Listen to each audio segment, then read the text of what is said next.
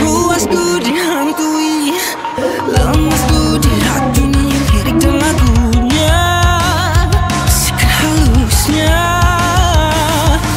Ku perlu dilepaskan dari sangkar jeratan yang dibina dia. Assalamualaikum warahmatullahi wabarakatuh.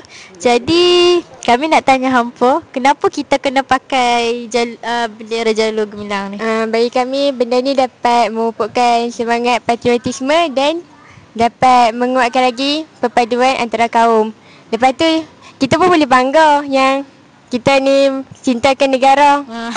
Itu je. Okey, itu je. Terima kasih. Assalamualaikum warahmatullahi wabarakatuh. Jadi apakah pendapat anda mengenai lencana Jalur Gemilang? Saya rasa semangat sebab saya boleh tunjuk saya orang Malaysia. Terima kasih. Assalamualaikum warahmatullahi wabarakatuh. Jadi apa pendapat anda mengenai lencana Jalur Gemilang? Saya rasa semangat sebab saya boleh tunjuk saya orang Malaysia. Okey, terima kasih.